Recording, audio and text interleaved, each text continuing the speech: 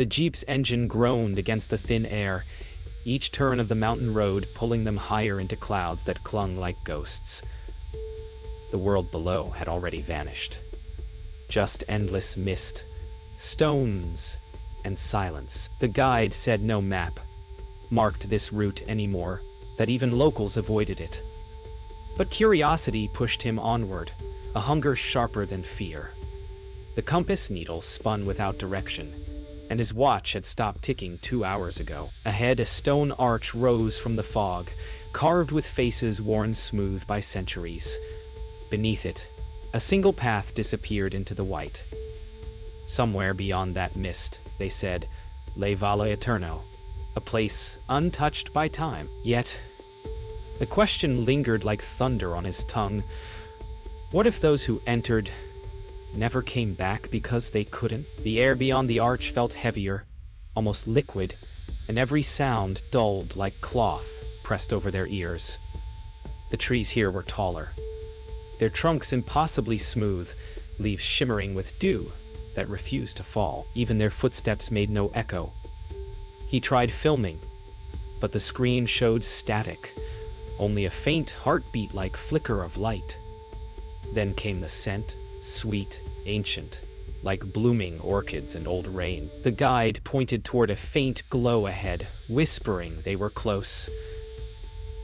Somewhere beneath that glow, an unseen choir hummed in perfect harmony. But there was no one there. The trail narrowed into a stone walkway, lined with lanterns that burned without flame.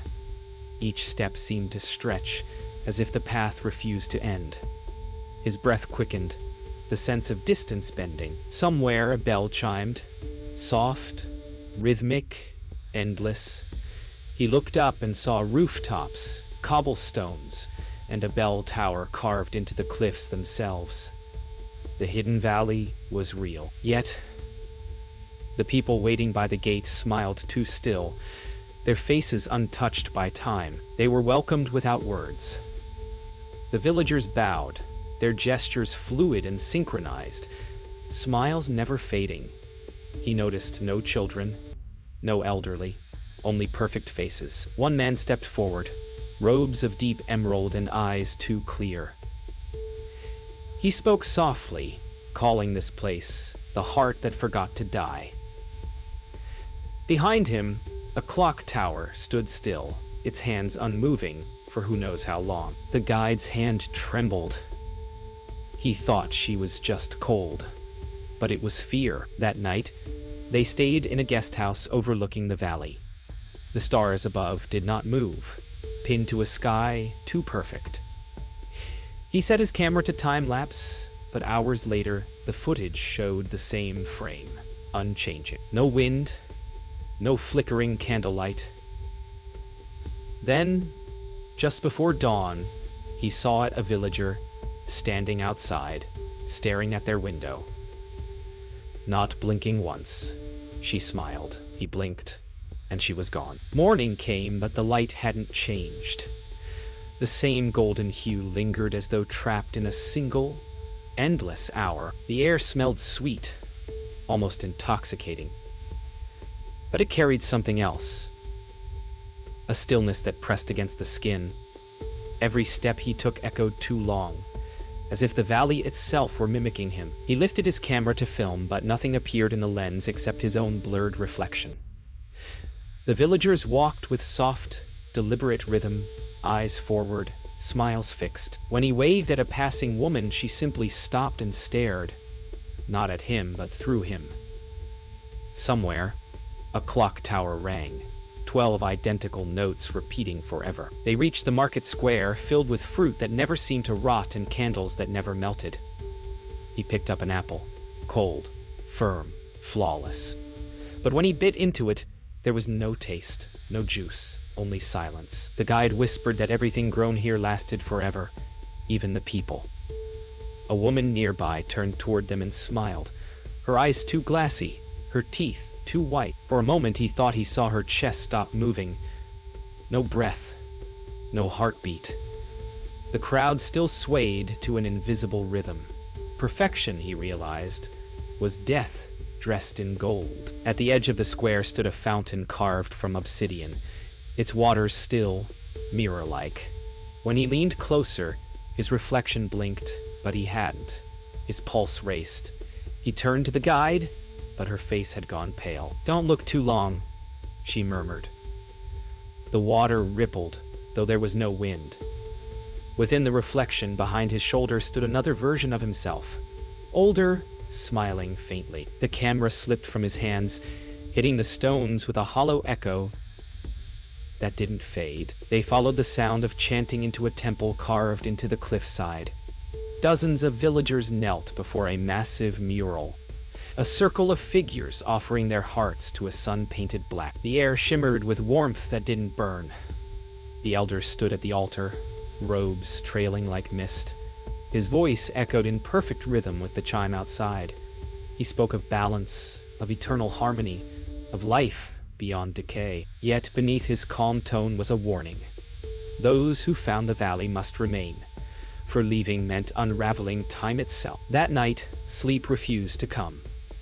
The guide confessed she had heard the stories. Travelers who vanished here, their bodies never found. Some said they didn't die. They simply stopped aging, waiting for eternity to forget them. Outside, he saw villagers moving silently under the same unmoving sky, eyes glimmering with something that wasn't human. Then he noticed it. Their shadows. They didn't move with their steps. They stood still. He woke to a whisper that didn't come from any mouth. His camera, still on the table, was recording by itself. The footage showed him asleep, but in the corner of the frame, someone stood, a version of him, watching. The figure didn't blink or breathe, only stared until the recording cut to static. His watch still showed the same time, 5:17 p.m. The same light filled the room. The same silence stretched. The guide stirred, murmuring in her sleep. He whispered her name, but his voice didn't echo. It dissolved, as if the air had forgotten how to carry sound. Outside, the valley had become too quiet. Not even the insects stirred. He walked toward the fountain again, desperate for any change, any sign of time passing. But the same droplet still hung mid-air, caught between fall and stillness. Then came a faint hum from the mountain, low, steady, like the sound of a heartbeat under the earth. The villagers gathered in silence, all turning their heads at once toward the sound. Their smiles deepened. The guide clutched his arm, whispering that the valley was breathing again. He didn't know what she meant until the air trembled, and every face in the crowd looked directly at him. The elder appeared then, robes trailing like liquid emerald.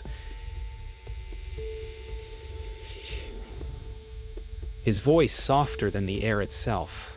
He spoke of a gift, of release from decay, of eternal preservation. But when Ethan asked about the others who had come before, the travelers, the wanderers, Olmos only smiled. "They are still here," he said. "You've met them already." His gaze shifted toward the crowd and Ethan's blood turned cold. Some faces looked familiar. Travelers he had seen in old photos, faces that shouldn't exist anymore. He realized the truth.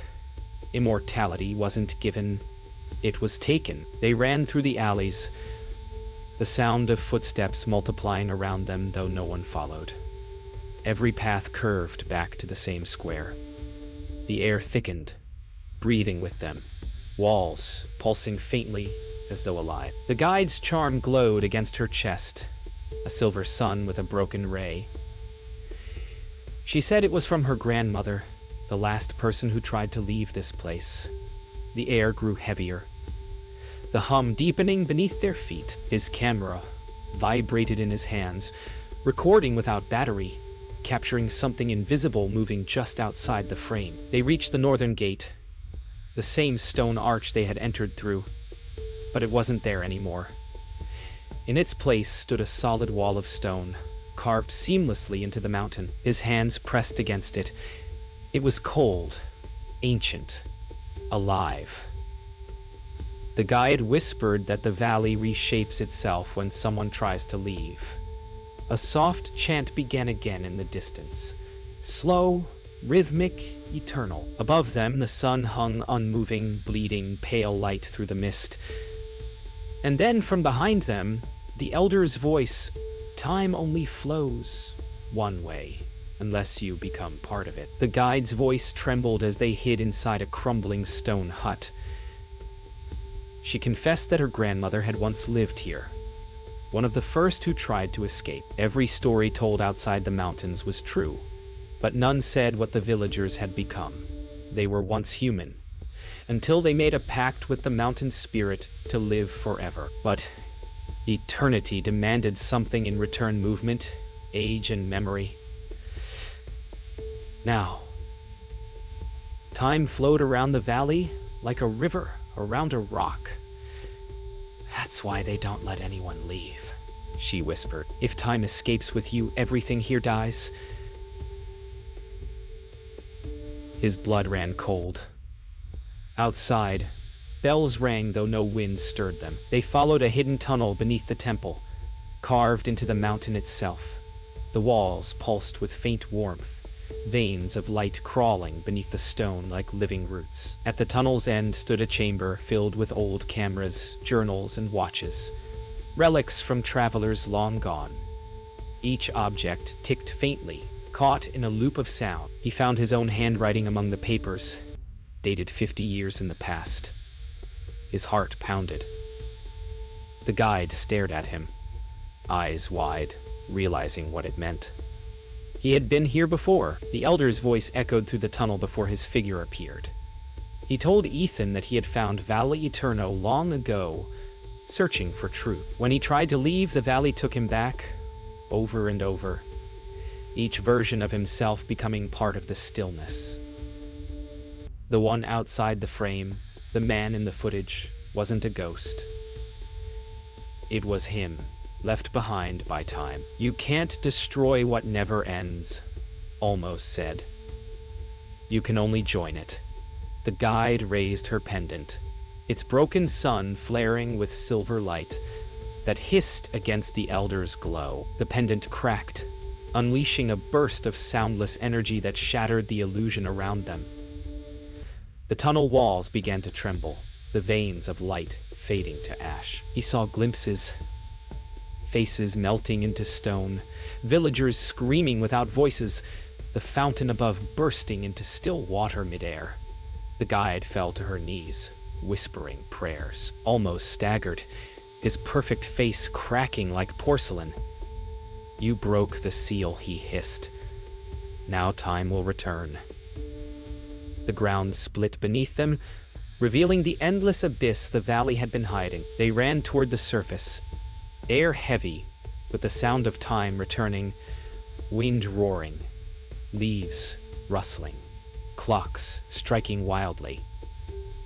The valley's eternal glow dimmed as shadows moved for the first time. The villagers screamed, their bodies cracking as years rushed back into them all at once. The elder's voice boomed, pleading for them to stay. But she grabbed his hand, pulling him toward the fading light at the tunnel's mouth. The mountain roared, mist spiraled, and the golden sun finally began to set. They burst from the tunnel into open air, coughing as sunlight, real sunlight, blinded them. Wind roared across the cliffs, the first wind they'd felt in days. Below, the valley shimmered violently, shifting like liquid glass. The once still villagers screamed as time tore through them. Their perfect faces crumbled into dust. The elder's voice echoed from the collapsing temple, promising that the mountain would reclaim its balance. The guide clutched her pendant, whispering that they couldn't stop now. Once the valley sealed again, anyone left near it would be erased. He turned toward the old jeep still parked at the edge of the cliff, half buried in frost. The jeep's engine sputtered to life as if it remembered them. Rocks tumbled around the cliff edge.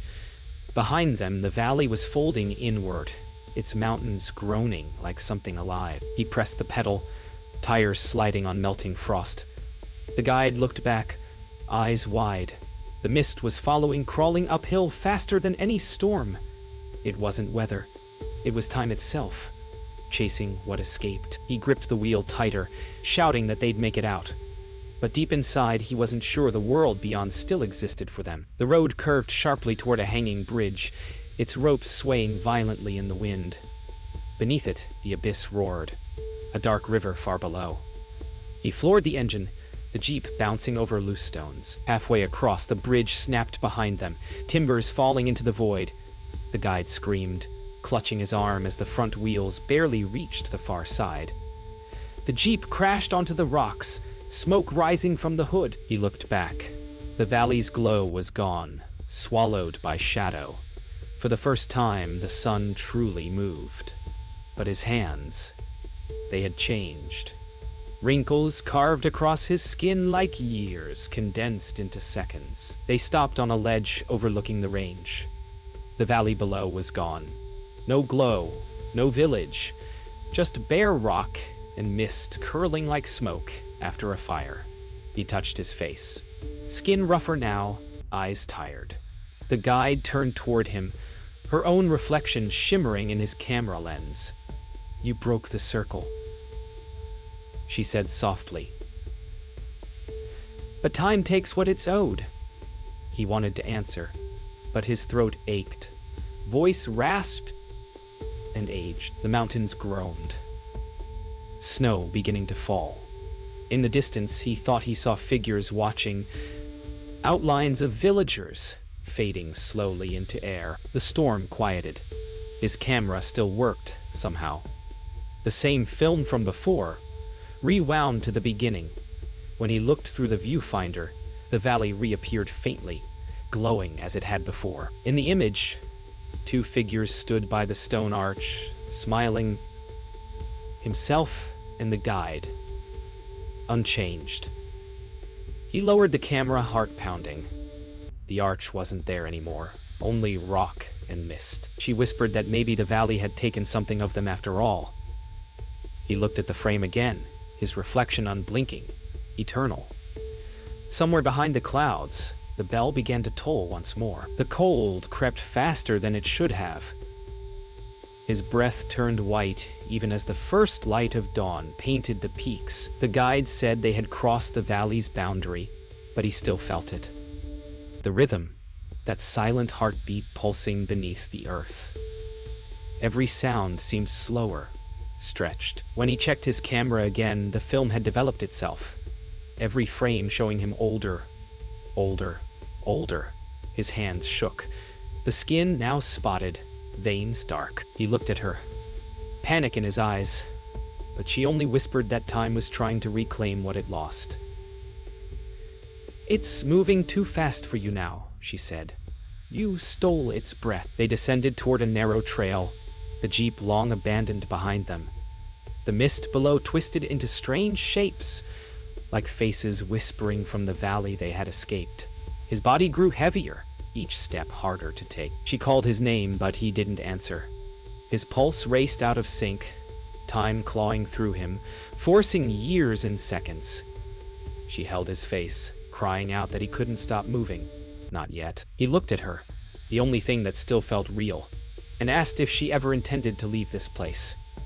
She didn't answer, just looked down the mountain, where clouds waited like open arms. They reached a ridge lined with ancient crosses, weathered markers carved by travelers long before them. He realized one bore his name. The date beneath it was unreadable, eroded by time. He knelt before it, breathing hard, feeling his pulse slow. "You can't rest here," she said softly. But his body was betraying him, each breath shorter than the last. Around them, wind carried whispers, voices of those who never made it out. He lifted the camera one last time, pointing it at the sky, hoping to capture something real before time consumed it all. Lightning tore through the sky. The valley roared in the distance as though awakening. The guide pulled him to his feet, shouting that the spirit was fighting to drag them back. They ran again, stumbling over stones, their silhouettes lost in stormlight. His camera slipped from his grip, tumbling down the cliff. As it fell, the screen flickered, a final image of the valley restored to calm perfection, as if nothing had ever happened. The guide screamed his name, but thunder swallowed her voice. Time was catching them both, and it was hungry. They found a cave near the summit. As the storm broke, he collapsed against the stone, chest heaving. The guide held him, whispering that they had made it, that time couldn't find them here. But even as she spoke, his reflection in the cave wall flickered between young and old, his body fighting between moments. Maybe, he said weakly, I was never meant to leave. She pressed the pendant into his palm, tears glimmering in her eyes. Outside, the first real sunset painted the Andes in crimson fire, the kind of beauty that only existed because it ended. The morning came quietly, with clouds hanging low and red light spilling over the peaks. The storm was gone, but the silence it left behind felt heavier than before. She woke to find the pendant gone, his hand empty, his body cold. Yet when she looked around the cave, his footprints were still warm, leading out into the snow. She followed them, calling his name. Each print faded as she stepped closer, vanishing into the light. On the far ridge she saw him, or what looked like him, standing perfectly still, facing the sunrise. For a heartbeat, she thought he smiled. Then the wind carried his form away like dust. She reached the ridge where he had stood. There was nothing there but his old camera, buried halfway in the snow, lens cracked, but still humming faintly. She picked it up, brushing frost away. The film rolled by itself, images flickering fast. The valley, the fountain, the elder, her own face. Then finally, Ethan smiling behind the lens. His eyes blinked once, even though it was film. Then the screen went black. A single whisper escaped the device. I never left. She dropped it, heart pounding, as the wind howled through the peaks, carrying the echo of his voice into forever. Years later, the footage surfaced online. Grainy, haunting, and incomplete. Viewers claimed to see faces moving in the background, and a whisper that said their names. The mountains in the video didn't exist on any current map. Some said the valley reappeared once every 100 years, calling back those it lost.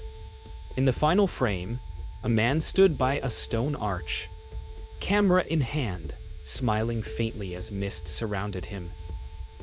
No one knew who uploaded it, but those who watched the clip until the end swore they heard a bell ring, and for just 1 second, their clock stopped. Inez never returned to the Andes. She left her guiding work and lived quietly by the coast. Yet, every night she dreamed of that valley. Frozen sun, still air, faces smiling forever. One evening, she found the silver pendant back on her windowsill, untouched by time. The same whisper drifted through her house. Come home. She looked toward the sea, where the sunset glowed the same endless gold as before. For a moment, her reflection in the window smiled, but she hadn't. Somewhere high in the Andes, beyond any marked trail, the mist gathers once more. A valley forms where there should be none, and the bells begin to ring. Inside, time holds its breath again. At the heart of Valley Eterno, beside the fountain that never ripples, a figure holds an old camera. The man who came searching for immortality. His eyes are calm now, unblinking, waiting for the next traveler who dares to find what he did. And when the wind whispers through the stones, it carries a voice both warning and invitation. The valley is open again.